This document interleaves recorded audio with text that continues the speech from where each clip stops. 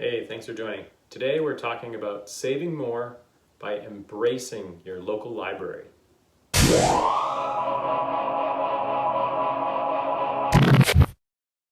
Your local library not only provides you with free books to check out, whether they are physical books or ebooks, but many libraries offer so many other things and services to help you save money.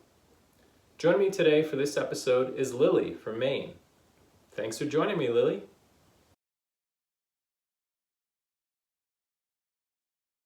There are over 9,000 public libraries in the U.S. and over 116,000 total libraries, the majority of which are public school or private school libraries. Public libraries loan or check out the obvious books, but many also have movies, like DVDs, if you still have that DVD player kicking around, or music, CDs if you have a CD player, video games, and many other items for loan. For example, my public library has a metal detector that can be checked out. Seriously. Oh, and I should probably add a disclaimer here.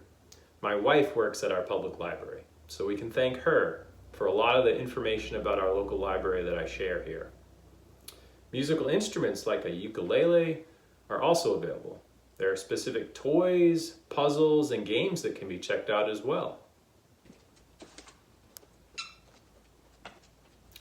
I'm not sure, Lily. My guess is no, but you never know. They also offer lots of free events for kids, craft classes with materials provided, various book clubs or movie clubs, and computers on site and internet for public use, etc. You can even get free or discounted admission to local museums. For example, my town library offers discounted passes to the Museum of Science and New England Aquarium in Boston, as well as several other places in the area, as you can see from the list here. Some are discounted passes and some are free passes. There are so many opportunities for taking advantage of free or discounted access to lots of different things when you embrace and leverage your local library. Let's look at some data. According to ebooks.com and the American Association of Publishers, 21% of all book sales in 2022 will be ebooks, meaning that 79% of book sales are still the traditional physical book. And Pew Research suggests that 3 in 10 Americans read with ebooks. So 70% of Americans are using only physical books. And Statista states that in 2020, the mean amount spent yearly per consumer unit in the US was $27. That actually seems pretty low to me. So if the majority of us still use and perhaps prefer physical books, then utilizing the library for these books makes great sense. And maybe a lot of us are already using the library if we're only averaging $27 spent on books per year. If we look at movies, many libraries have DVD movie rentals available, including new releases. In the third quarter of 2021 alone, U.S. households spent $390 million on digital rentals like video on demand.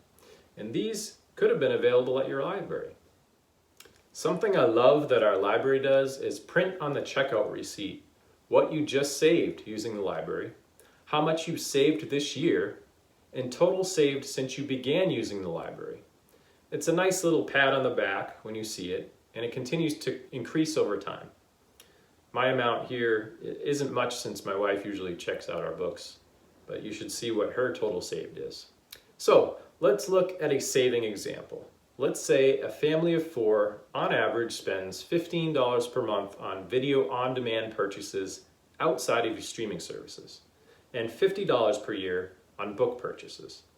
And let's say they go to the Boston Museum of Science and New England Aquarium once per year. Both of these offer 50% off 4 tickets. The Museum of Science would normally be $29 per adult and $24 per child, aged 3 to 11, or a total of $106 for a family of 4. So 50% off on this is now $53. And the aquarium would normally be $32 per adult and $23 per child, or a total of $110. So that's now $55. All of these normally would total $446 spent per year, or an average of about $37 per month. If this family of 4 takes advantage of using these discounted passes and replaces the book and movie purchases with checking them out from the library instead, they can save $338 per year, or $28 per month.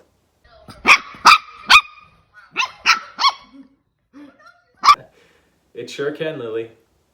And if this savings continues and compounds at 8% for 25 years, this will grow to $26,787. Once again, your future self thanks you. And thank you for joining me today, Lily. And thank you all for watching. I hope you learned something that you can take action on today. Get out there and embrace what your local library has to offer. Take care and be well.